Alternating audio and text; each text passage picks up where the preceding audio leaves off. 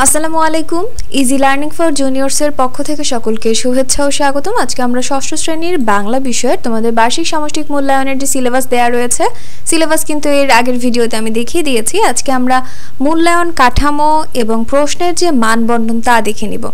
তোমরা ইতিমধ্যেই জানো তোমাদের একদম 100 মার্কের পরীক্ষা হবে, তার 70% তোমাদের অ্যাড হবে সামষ্টিক মূল্যায়ন অর্থাৎ লিখিত আকারে এবং 30% হচ্ছে শিক্ষণকালীন অর্থাৎ ব্যবহারিক আকারে আসবে।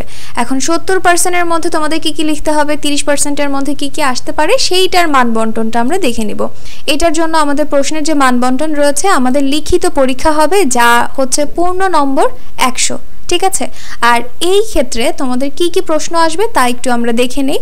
আমাদের প্রথমেই রয়েছে নৈবিত্তিক প্রশ্ন আসবে। নৈবিত্তিক প্রশ্ন 15টি এমসিকিউ এবং 10টি আসবে এক কথায় উত্তর। 15টি এমসিকিউ এর ক্ষেত্রে 4টা করে অপশন থাকবে, মন মতন একটা অপশন দাগাতে পারবে। 10টি এক কথায় এর বেলায় কোনো অপশন থাকবে না, যেটা আসল উত্তর ওটা তোমার নিজের থেকে লিখতে হবে। প্রত্যেকটা প্রশ্নে 1 নম্বর করে থাকবে, 25টার জন্য পাবে 25 নম্বর। এরপরে তোমাদের থাকবে কিছু সংক্ষিপ্ত প্রশ্নের উত্তর।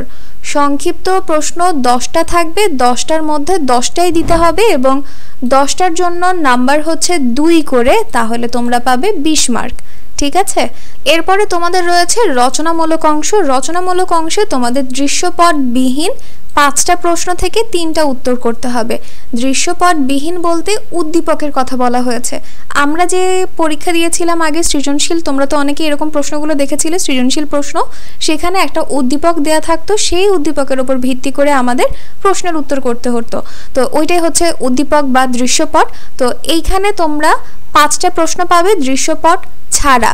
5টা থেকে তোমাদের 3টা দিতে হবে, আর এই 3টার প্রত্যেকটা 5 মার্ক করে তোমরা পাবে 15 নম্বর, ঠিক আছে। এটা গেল উদ্দীপক ছাড়া। এবার আসি উদ্দীপক সহ প্রশ্ন, অর্থাৎ দৃশ্যপট নির্ভর প্রশ্ন পাবে 7টি থেকে তোমাদেরকে উত্তর করতে হবে 5টি।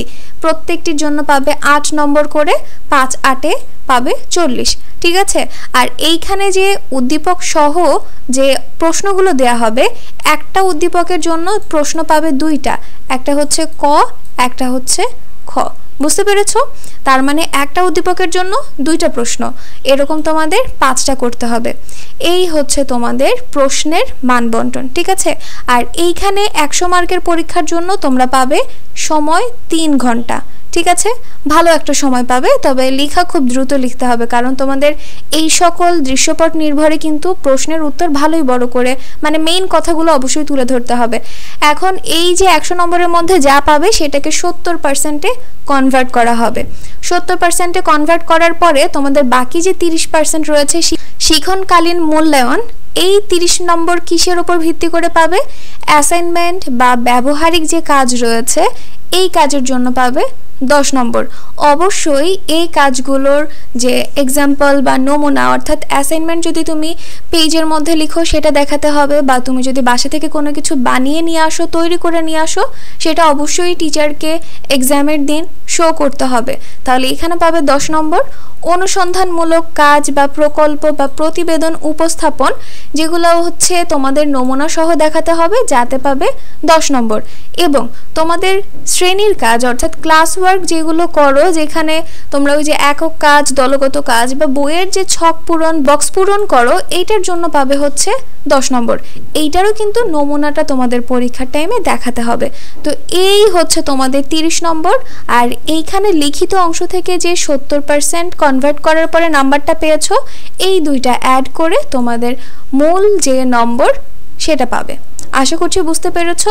এই হচ্ছে তোমাদের বাংলা বিষয়ের মানবন্টন। আমি পরবর্তী ভিডিওতে বাকি সাবজেক্টের যে মানবন্টন রয়েছে তা তো দেখিয়ে দিব, কিন্তু একটা করে নমুনা প্রশ্ন দেওয়া রয়েছে, যেখানে নৈবিত্তিক প্রশ্ন এবং রচনামূলক প্রশ্ন রয়েছে। তোমরা যদি এই প্রশ্নের উত্তর চাও তাহলে অবশ্যই আমাকে কমেন্ট সেকশনে জানাবে, আমি এই প্রশ্নের উত্তর দেওয়ার চেষ্টা করব। তো আজকের ভিডিওটি এই পর্যন্তই। ভিডিও যদি তোমাদের কাছে ভালো লেগে থাকে তাহলে অবশ্যই সাবস্ক্রাইব করে দিবে এবং পাশে থাকা বেল আইকন বাটনটি প্রেস করে দিবে। তো আজকে এই পর্যন্তই, আল্লাহ হাফেজ।